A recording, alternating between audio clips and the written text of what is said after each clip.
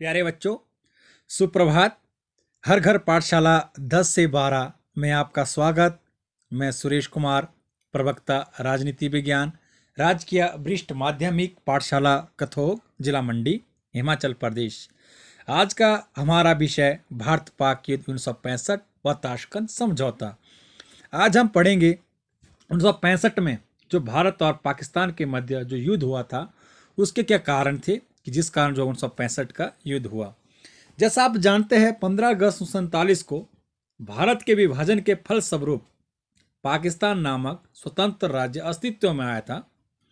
पाकिस्तान की स्थापना ही सांप्रदायिक आधारों पर की गई थी, क्योंकि जिस मुस्लिम लीग की स्थापना 1906 में हुई थी, उस मुस्लिम लीग ने धर्म के आधार पर अलग पाकिस्तान नामक राज्य की मांग की थी।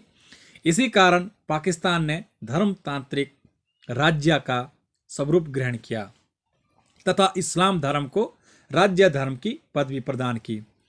पाकिस्तान की स्थापना से लेकर अब तक भारत पाकिस्तान संबंधों के इतिहास का अगर हम अध्ययन करते हैं तो भारत और पाकिस्तान के मध्य कहीं संपत्ति विवाद, कहीं देशी रियासतों संबंधी विवाद, कहीं नहरों से संबंधित, कहीं नदियों से संबंधित, कहीं सीमाओं से संबंधित अनेक ऐसे कई विवाद हमें देखने को मिलते हैं जिन्होंने भारत पाकिस्तान के संबंधों में तनाव के वो कारण रहे हैं।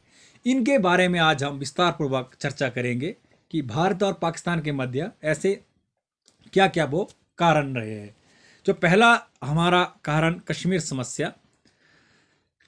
कश्मीर समस्या भारत और पाकिस्तान के संबंधों का एक मुख्य कारण माना जाता है। जब भारत स्वतंत्र हुआ, पाकिस्तान नामक एक अलग राज्य अस्तित्व में आया। उस समय कश्मीर एक स्वतंत्र रियासत थी, लेकिन पाकिस्तान के मंसूबे कश्मीर को पाकिस्तान में सम्मिलित करने के थे। इसी उद्देश्य से पाकिस्तान ने 21 अक्टूबर 1947 को अपने कुछ हथियारबंद कवायलियों को कश्मीर पर आक्रमण के लिए भेजा। कश्मीर का राजा हरि सिंह, जो हिंदू राजा था, वो डर गया। उसने भारत सरकार से सहायता मांगी। 24 अक्टूबर 1947 को कश्मीर का राजा भारत सरकार से सहायता मांगता है और 26 अक्टूबर 1947 को कश्मीर रियासत को भारतीय संघ में सम्मिलित करने की घोषणा करता है और विलय दस्तावेज पर हस्ताक्षर करता है।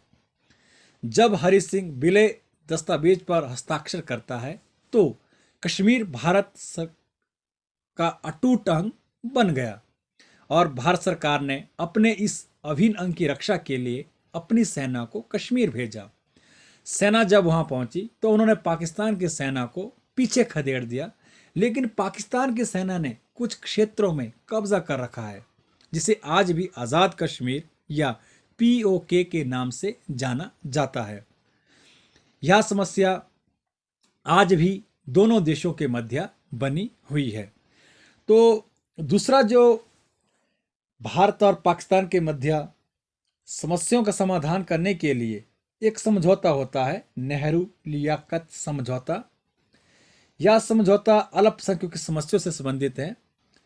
8 अप्रैल 1950 को भारतीय प्रधानमंत्री श्री पंडित जवाहरलाल नेहरू तथा पाकिस्तान के प्रधानमंत्री लियाकत अली खां के मध्य एक समझौता हुआ, जिसे नेहरू लियाकत समझौता के नाम से जाना जाता है। इस समझौते के अंतर्गत दोनों देशों के अल्पसंख्यकों की समस्याओं का समाधान तथा उनके हितों की सुरक्षा संबंधी व्यवस्थाएं की गई थी।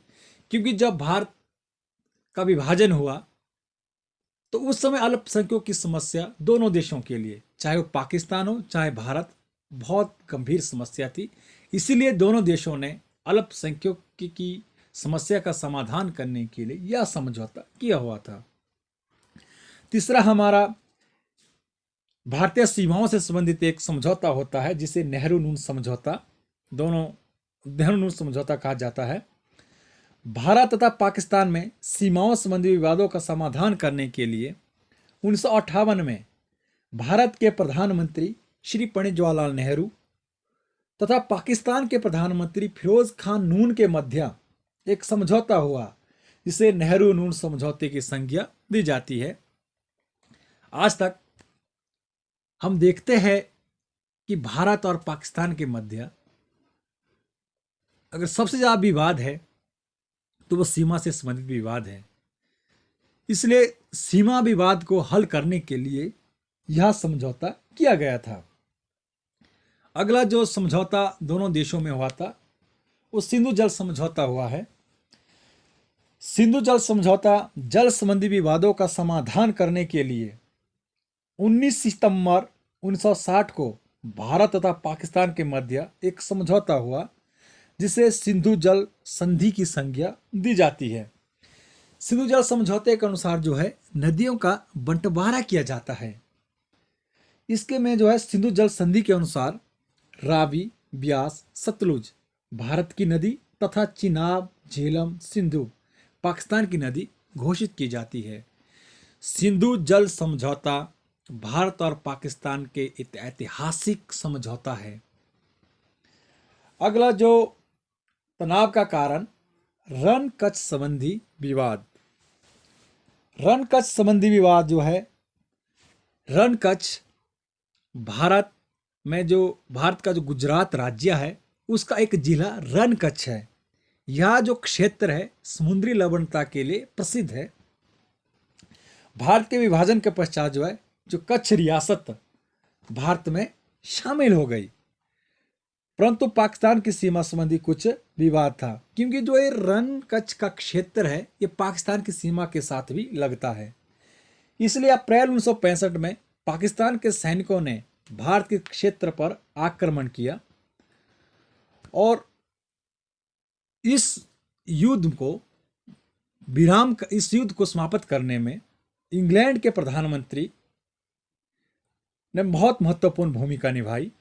इंग्लैंड के प्रधानमंत्री ने पाकिस्तान के प्रधानमंत्री तथा भारत के प्रधानमंत्री के मध्य 30 जून 1965 को एक समझौता किया। इस समझौते को कच्छ समझौता कहा जाता है। इस प्रकार 1965 में के जो युद्ध हुआ उससे पहले जो मुख्य समझौते हुए उसके बावजूद भी 1965 में युद्ध होता है। हमने जैसे अध्ययन किया कि दोनों देशों में नेहरू लियाकत समझौता होता है, ठीक है, नेहरू नून समझौता होता है, सिंधु जल समझौता होता है, कच्छ समझौता होता है। ये समझौते इसलिए हुए थे ताकि दोनों देश जो है अमन और शांति से रह सके, लेकिन पाकिस्तान अपनी आदतों से बाज नहीं आया और 1965 में पाकिस्तान ने युद्ध की शुरुआत रण कच्छ के क्षेत्र से की। पाकिस्तान अपनी सेनाओं सहित जो है इस क्षेत्र पर जो है आक्रमण करता है। उस समय देश के प्रधानमंत्री श्री लाल बहादुर शास्त्री जी थे।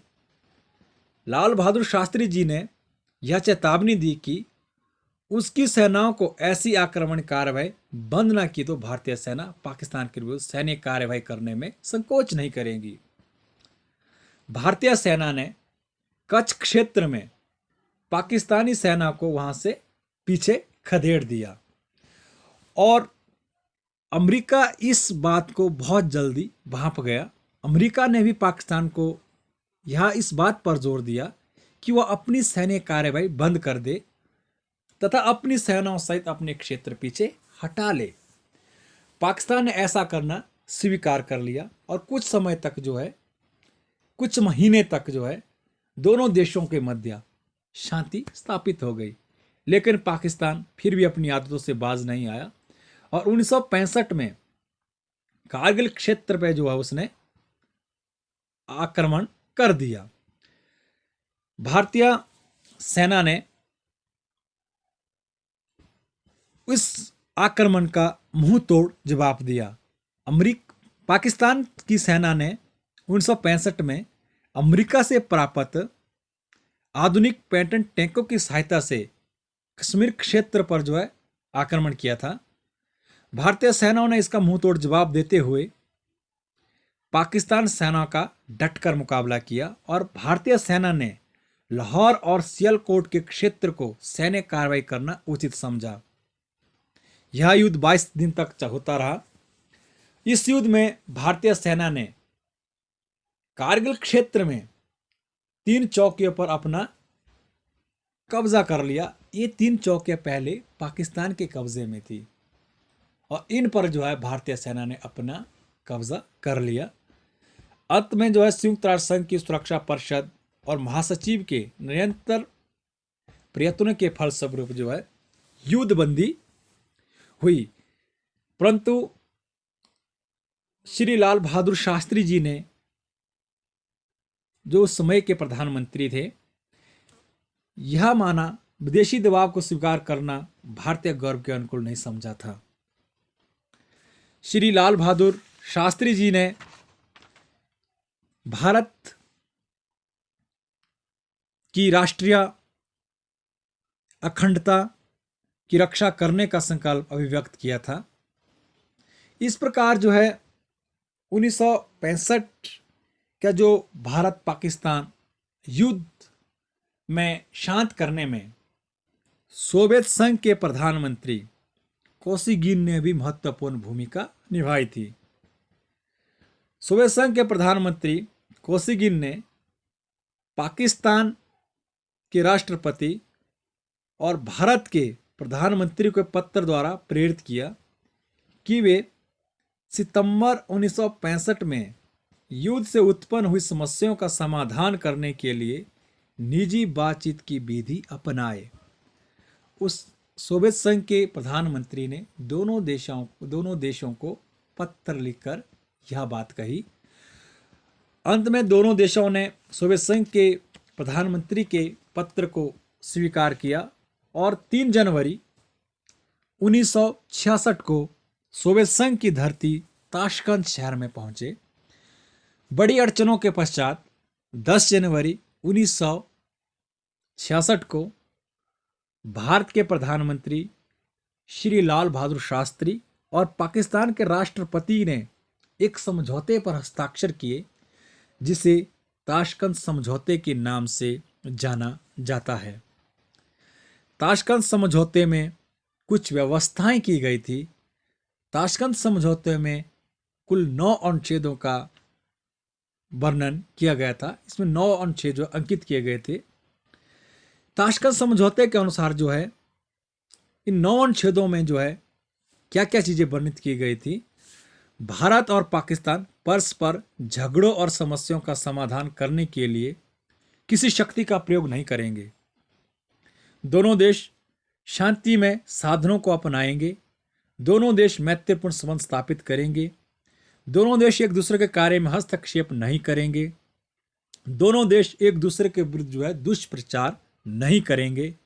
दोनों देश आर्थिक और व्यापारिक संबंध स्थापित करेंगे।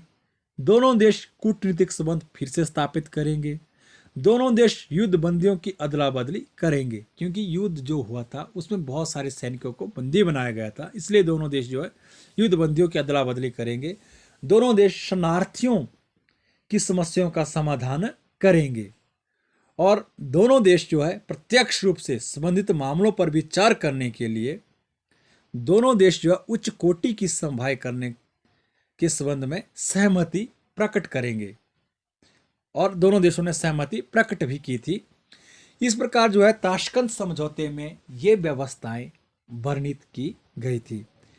ताशकंद समझौते का महत्व बहुत ज़्यादा है, क्योंकि ताशकंद समझौता एक ऐसा समझौता है जो अपने आप में एक प्रभाव रखता है। इसका महत्व क्यों है? इस समझौते का महत्व इसलिए है क्योंकि यह भारत और पाकिस्तान में यह पहला महत्वपूर्ण समझौता था जो किसी तीसरे देश की धरती पर किया गया था। क्योंकि यह समझौता कहाँ हुआ था? सोवियत संघ रूस की धरती जो है ताशकंद पर हुआ था, इसलिए यह समझौता जो है अपने आप में एक महत्वपूर्ण था। और इस समझौते का महत्व इसलिए भी है क्योंकि इस समझौते को अंतिम रूप देने के लिए विश्व के एक महान साम्यवादी देश सोवियत संघ ने महत्वपूर्ण भूमिका निभाई थी। और इस समझौते का महत्व इसलिए भी है क्योंकि इस समझौते के अनुसार दोनों देशों ने युद्ध विराम की रेखा को स्वीकार कर लिया था। तो इसलिए ताशकंद समझौते का अपना एक अलग महत्व है। तो बच्चों, आज हमने 1965 में जो है भारत पाकिस्तान के मध्य जो युद्ध होता है, उस युद्ध के तनाव के क्या कारण थे कि अंत में यह युद्ध हुआ, हमने विस्तार पूर्वक पढ़ा। चाहे हमारी कश्मीर समस्या हो, चाहे हमारे अल्पसंख्यकों के वर्ग की समस्या हो, चाहे हमारे सीमाओं से संबंधित विवाद से संबंधित समस्या हो, चाहे हमारे नदी से जल से संबंधित समस्या हो, इन सब समस्याओं के बावजूद कई बार कई समझौते हुए हमारे, लेकिन इसके बावजूद भी जो है 1965 में दोनों देशों को युद्ध का सामना करना पड़ता है। तो आज का हमारा जो विषय था यही था, 1965 में भारत पाकिस्तान युद्ध के क्या कारण थे जिसने भारत और पाकिस्तान को युद्ध की आग में धकेला था। धन्यवाद।